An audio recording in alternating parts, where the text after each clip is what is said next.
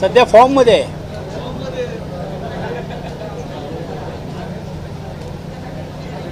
घेऊया. आजच तुम्ही बघितलं असेल की सत्ताधारीचा काल प्रस्ताव झाला. आज विरोधी पक्षांकडनं देखील 260ची चर्चा शेतकरी, विशेषतः कामगार आणि शिक्षक आणि इतर समाजातले जे घटक आहेत त्यांना न्याय मिळवून देण्यासाठी केला आहे. परंतु विरोधी पक्ष नेते बोलताना समोर कुठचेही मंत्री नाही आहे. पर्यावरण मंत्री दुसऱ्या प्रश्नासाठी आले होते म्हणून बसून राहिलेत आणि म्हणून आम्ही सभापती महोदयांना विनंती केली की तुम्ही हे स्थगित करा, संबंधित खात्याच्या मंत्र्यांना बोलवा. कारण वारंवार अशा महत्त्वाच्या चर्चा होत असताना मंत्री तर येतच नाही, राज्यमंत्री पण येत नाही. पण तुम्ही बघितलं असेल त्यांचे सचिव, उपसचिव हे जे बसले पाहिजे, हा नियम आहे. एक रोस्टर तयार केला जातो की त्यावेळी त्या मंत्र्यांनी हजर राहिलं पाहिजे.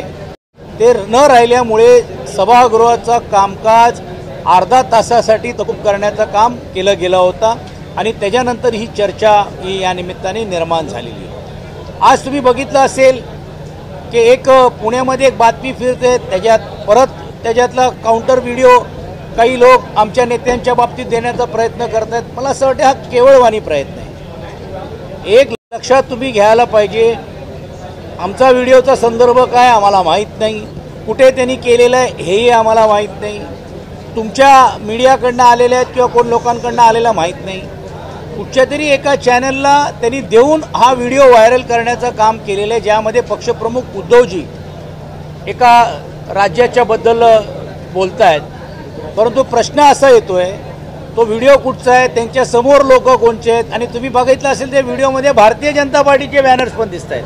म्हणजे हा राजकीय पक्षातला कार्यक्रम होता आणि कदाचित माझ्या माहितीप्रमाणे तो गुजरातमध्ये असावा किंवा कुठेतरी त्या परिसरामध्ये असावा आणि त्याच्यात मोदीजी आणि इतर नेते हे मला असं वाटते ती सर्व मंडळी त्या व्यासपीठावरती होती. उद्या समजा राज्यातले जर कुठचा दुसरा नेता आला तर त्या राज्यामध्ये जय महाराष्ट्र बोलणारच. आणि मग जर त्यावेळी जर आम्ही जर तिकडे कुठेतरी गेला असेल तर तो प्रचाराचा त्यावेळी असलेला जो भाग असेल निवडणुकीच्या प्रचाराला, त्या राज्यामध्ये जर समजा तरी लोकसभा असेल, विधानसभा असेल, केव्हाचं मला माहीत नाही, ते बोललं तर होईल.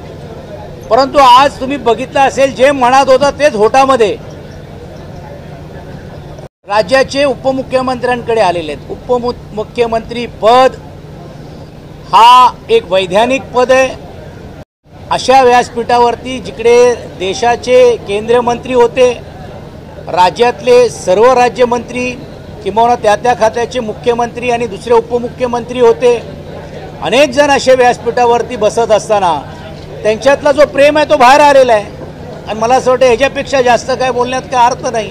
ठीक आहे, त्यांनी शेरोशायरी केली किंवा त्यांनी सांगण्याचं काम केलं, मग त्या ओघामध्ये त्यांच्या मनात जे होतं ते होटावरती आलेलं आहे आणि हे तुम्ही दाखवलेलं आहे. आणि त्यातूनच हे आपल्याला दिसते की महाराष्ट्राची गळचेपी हे आम्ही जे बोलतोय, महाराष्ट्रातले उद्योग जे इतर राज्यांमध्ये गेलं त्याच्याबद्दलची चर्चा करतोय, महाराष्ट्राला पाठी खेचण्याचं काम केलं जातोय आणि ते करत असताना कोणी त्यांना बोलणारे लोक नाही, कोणी त्याला त्याच्याबद्दल ब्रशब्द काढणारे लोक नाही. अशावेळी मला असं वाटते या राज्यामध्ये ज्या मराठीच्या मुद्द्यावरती आम्ही ही मंडळी एकत्रित झालेलो आहोत आणि विशेषतः त्या दोन ठाकरे कुटुंबातली लोक एकत्रित झाल्यामुळे याही बाबतीतला समाचार मला वाटते उद्या निश्चितपणे ती नेते मंडळी घेतल्याशिवाय राहणार नाही.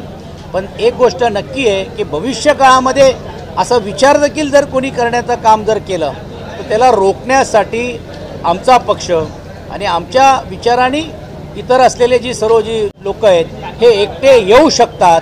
म्हणूनच सरकारवरती नामुष्कीची वेळ आली की जी आर त्यांनी त्याला मागे घ्यावं लागलं. आणि म्हणून असे अनेक निर्णय जर घेण्याची भूमिका जर राज्य सरकारने घेतली तर त्याला कडकडून विरोध करण्याचं काम आम्ही ही सर्व मंडळी केल्याशिवाय राहणार नाही. जय गुजरातच्या मुद्द्यावरून मुख्यमंत्री असं म्हणतात की विरोधकांची संकुचित आहे, मराठी माणसं वैश्विक आहे.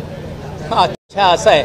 मग आता आम्ही जय आसाम पण बोलावं लागेल, जय सुरत पण बोलावं लागेल, आम्हाला जसं उद्या इतर राज्यांचं पण बोलावं लागणार आहे. कारण महाराष्ट्रामध्ये देशातून आलेले विभिन्न लोक आहेत. केरळातली लोक पण मुंबईमध्ये महाराष्ट्रामध्ये राहतात. मी समजू शकतो एका समाजापुरता जर मर्यादित तुम्ही जर करत असताना त्यावेळी जर एका राजकीय व्यासपीठावरती बोलला असता तरी समजू शकतो.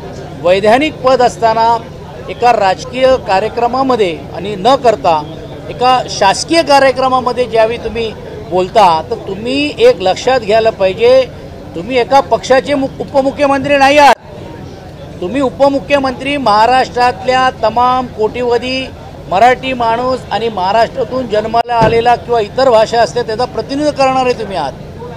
अशी जर भूमिका जर तुम्ही घेत राहिलात तर त्याच्यात तुम्ही कोणाचा पुढाकार घेताय, कोणाची प्रवृत्ती करतायत, कोणाचे तुम्ही प्रवक्ते म्हणून घेऊन काम करतायत किंवा बोलताय, असा आरोप हा समाजामध्ये मधून झाल्याशिवाय राहणार नाही, अशी आमची भूमिका. तर दुसरीकडे लगेच उद्धव ठाकरे यांनी देखील जय गुजरात बोलल्याचा व्हिडिओ आहे तो त्या शिवसेनेकडून आहे. बघा, या बाबतीत मी अगोदरच स्पष्टीकरण केलं की एक तर तो प्रचाराचा होता, दुसरा मला माहीत नाही परंतु माझ्या माहितीप्रमाणे त्याच्यात BJPचे झेंडे पण दिसत आहेत, शिवसेनेचे झेंडे दिसत आहेत, म्हणजे आम्ही एकत्रित होतो. तिसरी गोष्ट, ते कुठच्या वैधानिक पदावरती नाही आहेत, ते एक राजकीय पक्षाचे प्रमुख आहेत. पण तुम्ही आता इकडे जे बोलत असताना एका व्यासपीठ म्हणजे उद्या विधानसभेमध्ये जर उद्या काही शासकीय कार्यक्रम असेल आणि राज्याचे मुख्यमंत्री आणि उपमुख्यमंत्र्यांनी एका विशिष्ट नेत्यांकडे बघून घेऊन जर अशी भूमिका मांडली तर आपण काय चूप आपण बघणार आहोत का, त्याचं स्वागत करणार आहोत का? तर निश्चितपणे या बाबतीतलं स्पष्टीकरण, या बाबतीतला जे काय त्यांच्या मनामध्ये होतं ते आलेलं आहे, त्याचं स्पष्टीकरण त्यांनी देऊन किमान याच्या बाबतीत तरी देखील दिलगिरी व्यक्त केली पाहिजे. त्या दिलगिरी व्यक्त न करता आमचा व्हिडिओची तुलना तुम्ही करता, हे योग्य नाही. धन्यवाद. झालं, बोला.